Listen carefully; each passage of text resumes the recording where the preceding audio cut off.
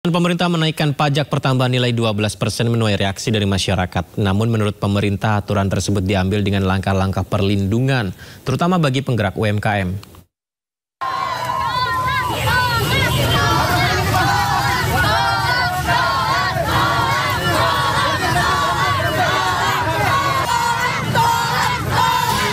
Rencana kenaikan pajak pertambahan nilai menjadi 12% awal tahun depan menuai reaksi dari masyarakat. Rencana ini melahirkan petisi penolakan yang telah ditandatangani lebih dari 113.000 orang. Tidak hanya itu, ratusan pemuda juga menyuarakan penolakan mereka di Jakarta dan meminta agar Presiden Prabowo membatalkan keputusan PPN 12%. PPN 12% katanya cuma buat barang mewah, menurut saya itu adalah pengaburan aja gitu, supaya meredam kemarahan teman-teman yang jadinya dianggap biasa aja nih naiknya gitu. Padahal ya itu cuma upaya-upaya pengaburan fakta. Kayak kita bisa lihat minyak yang 11% itu cuma minyak kita doang. Emang bisa minyak kita itu menampung semua kebutuhan demand dari masyarakat semua? Nggak mungkin.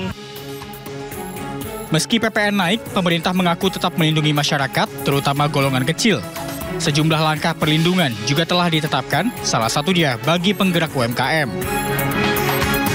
Bagi kelompok masyarakat yang tidak mampu, akan dilindungi atau bahkan diberikan bantuan. Disinilah prinsip negara hadir. Ini asas keadilan akan kita coba terus, tidak mungkin sempurna tapi kita coba mendekati untuk terus menyempurnakan dan memperbaiki. Oleh karena itu, meskipun tadi disampaikan oleh Pak Menko undang-undang mengenai HPP, mengenai PPN 12% itu diberlakukan, selama ini pemerintah dan DPR di dalam mendesain undang-undang juga memperhatikan atau terus memperhatikan keperpihakan kepada masyarakat tersebut. Beberapa paket insentif kebijakan, yang pertama di sektor UMKM itu pemberian insentif PPh final terhadap UMKM sebesar 0,5% yang berlaku selama 7 tahun. Itu apa bagi UMKM yang sudah mendapatkan insentif selama 7 tahun, diperpanjang masa waktunya 1 tahun. Pemerintah telah memastikan kenaikan PPN 12% pada 1 Januari 2025. Dalam aturannya, PPN 12% hanya dikenakan pada barang-barang yang dinilai mewah dan premium. Barang mewah yang dimaksud diantaranya rumah sakit kelas VIP, pendidikan standar internasional, hingga vitamin dan daging premium. Tim Liputan, iNews melaporkan. Kementerian Keuangan memastikan kebijakan PPN 12% hanya menyasar kelompok menengah atas. Kepala Badan Kebijakan Fiskal Kementerian Keuangan menyebut kebijakan PPN 12% diambil demi memperkuat asas keadilan. Pemerintah menyatakan barang kategori mewah seperti makanan mewah, jasa kesehatan VVIP, hingga jasa pendidikan dengan SPP mahal akan dikenakan PPN sebesar 12% mulai 1 Januari 2025. Kepala Badan Kebijakan Fiskal atau BKF Kementerian Keuangan Febrio Nathan Kacaribu menjelaskan bahwa PPN atas barang dan jasa mewah menjadi upaya pemerintah dalam mendorong asas keadilan dalam sistem perpajakan. Dalam kajian BKF, sekitar 50% belanja perpajakan di bidang PPN selama ini ternyata dinikmati oleh orang-orang kaya. Maka dengan prinsip keadilan, Febrio menilai sangat wajar jika pemerintah akan mengenakan PPN 12% bagi komoditas yang hanya dikonsumsi orang kaya. Dengan kata lain, kelompok orang kaya yang berada pada masyarakat desil 9 dan 10 akan dikenakan pajak PPN yang lebih tinggi, sementara masyarakat menengah kecil yang berada di desil 1 hingga 8 tetap mendapat insentif PPN. Harapannya, belanja perpajakan atau insentif PPN yang selama ini belum tepat sasaran akan semakin lebih adil. Mayoritas dinikmati oleh menengah ke atas. Justru yang miskin rentan sama aspiring middle class itu memanfaatkannya itu tadi totalnya setengah dari itu. Jadi desil 1 sampai desil 8 itu kurang lebih setengah.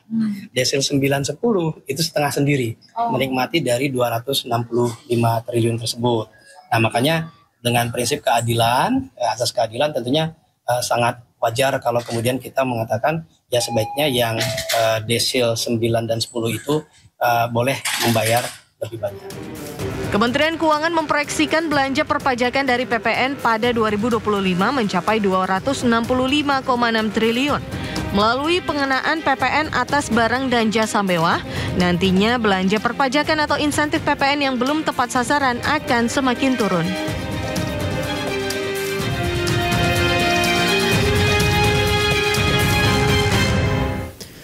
Rencana pemerintah untuk menaikkan PPN menjadi 12% menuai gelombang ketidaksetujuan dari masyarakat. Banyak pihak menilai kebijakan ini akan semakin memberatkan beban ekonomi, terutama bagi kalangan menengah ke bawah. Naik menjadi 12%. Sejujurnya enggak sih. Karena kan gaji kita juga paling UMR yang naik. Cuman kalau misalnya di atas UMR kan biasa nggak tahu ya naik apa enggak. Terus abis itu ntar potong lagi 12%, lumayan ya. Apalagi aku yang tulang punggung keluarga sih. Jadinya kayak berat. Mungkin kalau misalnya untuk solusi mungkin lebih digedein aja untuk UMR-nya. Karena kebutuhan sekarang juga naik ya Kak, terus kebutuhan kita semua, apalagi kayak transport, terus makan segala macam, itu semuanya naik. Kalau misalnya pajak juga naik, kurang setuju, karena 11% aja tuh udah lumayan tinggi kan. Di Asia tuh udah urutan ketinggi nomor 2 ya kalau nggak salah. Nah, apalagi 12%, dan gue sebagai pekerja, terus juga konten kreator juga kayak shock gitu. Tapi semoga bisa dipertimbangin lagi sih sama pemerintah. Kalau misalkan untuk kalangan atas sih ya nggak masalah ya. Tapi kalau disamaratakan kayaknya kasihan deh buat yang kalangan bawah. Asal dipergunakan betul-betul untuk kepentingan kita lagi nggak apa-apa. Tapi kita lihat juga kan masih banyak juga ya masyarakat kita yang masih kurang, terutama kesehatan sama pendidikan. Nah, betul nggak dipergunakan untuk ke sana? Kalau nggak, lebih baik jangan gitu. Selain naiknya PPN ya, kurangin aja gaji-gaji para pejabat. Kalau saya sih karena suka kuliner ya, jadi kurang setuju kenaikannya karena kan kalau gajinya naik sih nggak apa-apa ya. Suami aku gajinya udah berapa tahun nggak naik. Harusnya kalau mau dinaikin PPN-nya itu menjadi 12%, gaji perusahaan tuh harusnya dinaikin juga ya Mbak, gitu aja sih. Harusnya sih ya dari yang orang-orang konglomerat ya. Kalau bansos itu sebenarnya dari situ dong, jangan dari PPN ya. Karena PPN kan yang kena juga kan masyarakat ke bawah ya, yang sering makan untuk keluar gitu kan, makan makanan kuliner di luar gitu. Ya, keputusan pemerintah untuk menaikkan tarif PPN menjadi 12% mulai 1 Januari 2025 memang menuai protes dari berbagai pihak. Dan salah satu protes tergambar dalam petisi online pemirsa yang menolak kenaikan tarif PPN yang hingga kini sudah ditandatangani lebih dari 170.000 orang. Pemerintah memastikan kenaikan pajak pertambahan nilai menjadi 12% mulai 1 Januari 2025. Kebijakan ini pun menuai protes dari berbagai pihak. Protes itu datang dari aksi demonstrasi, petisi online maupun pernyataan dari sejumlah pihak masyarakat. Sebelumnya, pemerintah melalui Menteri Koordinator Bidang Perekonomian Erlangga Hartarto mengatakan bahwa kenaikan PPN penting untuk menjaga stabilitas perekonomian, perlindungan sosial sekaligus mendukung program Asta Cita Presiden Prabowo Subianto. Hal ini diharapkan bisa terwujud melalui peningkatan pendapatan negara. Peningkatan pendapatan negara di sektor pajak itu penting untuk mendorong program Asta Cita dan prioritas Bapak Presiden, baik untuk kedaulatan dan resiliensi di bidang pangan dan ketahanan kedaulatan energi. Di samping itu juga tentu penting untuk berbagai program infrastruktur, pendidikan, kesehatan, perlindungan sosial, dan juga program terkait dengan makanan bergizi. Nah, kebijakan perpajakan juga tadi sudah disampaikan menjunjung prinsip adil, gotong royong, dan mensejahterakan masyarakat. Terkait penolakan penerapan tarif PPN 12%, muncul petisi meminta pemerintah segera membatalkan kenaikan PPN. Hingga Senin 23 Desember pagi, petisi ini sudah ditandatangani oleh lebih dari 170.000 orang. Petisi ini dimulai oleh akun atas nama Bareng Warga. Petisi itu terpantau sudah diposting sejak 19 November 2024. Sementara itu, dari kalangan Ormas, Ketua Umum PP Muhammadiyah, Haidar Nasir meminta pemerintah mengkaji ulang kenaikan PPN menjadi 12% per 1 Januari 2025. Meminta setiap kebijakan yang dirumuskan berlandaskan keadilan sosial karena ia menyebut permasalahan pajak selalu terkait dengan perusahaan berskala kecil dan masyarakat kelas menengah. Ia berharap agar kebijakan soal pajak tidak menghambat semangat kemajuan di masyarakat. Terkait protes di tengah masyarakat, pemerintah pun diharapkan dapat mendengarkan aspirasi masyarakat yang ramai meminta pemerintah untuk membatalkan kenaikan tarif PPN menjadi 12% di tahun 2025. Sementara itu, unggahan akun Instagram Ditjen Pajak dihujat warganet pemirsa. Warganet mengoreksi cara menghitung barang yang terkena PPN 12% yang dinilai keliru oleh netizen.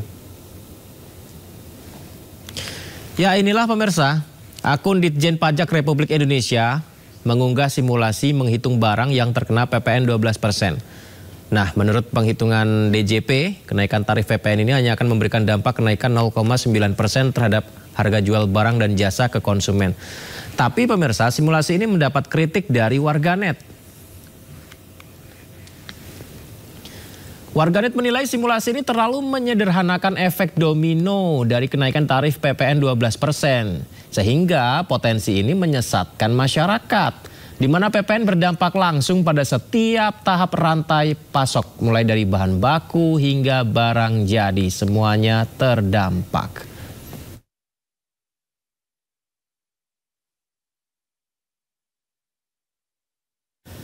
Kenaikan pajak pertambahan nilai atau PPN 12% yang akan berlaku di awal tahun 2025 mendatang diprediksi berdampak bagi sektor pariwisata juga. Kementerian Pariwisata akan mencari berbagai upaya dan kebijakan agar kenaikan pajak ini tidak terlalu membuat sektor pariwisata dalam negeri jadi lesu.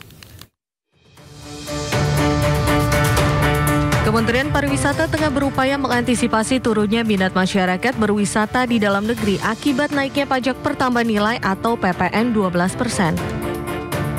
Salah satunya dengan menggandeng sejumlah stakeholders untuk membuat paket-paket wisata yang lebih terjangkau agar masyarakat tidak merasa terbebani dengan kenaikan PPN 12%. Tentu kami dari Kementerian Pariwisata akan berupaya untuk membantu. Contoh, membuat paket-paket wisata murah yang dapat meringankan bagi wisatawan Nusantara yang terdampak PPN 12% tersebut. Akan ada pembahasan lebih lanjut ya terkait dengan bagaimana kita menyiapkan antisipasi karena ada target yang besar juga untuk wisatawan, baik itu kunjungan wisata maupun wisatawan Nusantara, dan ini memang pasti yang terdampak dalam bisnisnya. Tapi kalau kita lihat data juga, memang masyarakat dari beberapa tahun terakhir memang sudah menahan sejumlah pengeluaran yang non-esensial. Meski dihantui kenaikan PPN 12%, Kemenpar optimis dengan upaya tersebut dapat memberikan kontribusi positif di sektor pariwisata, khususnya dalam pertumbuhan ekonomi yang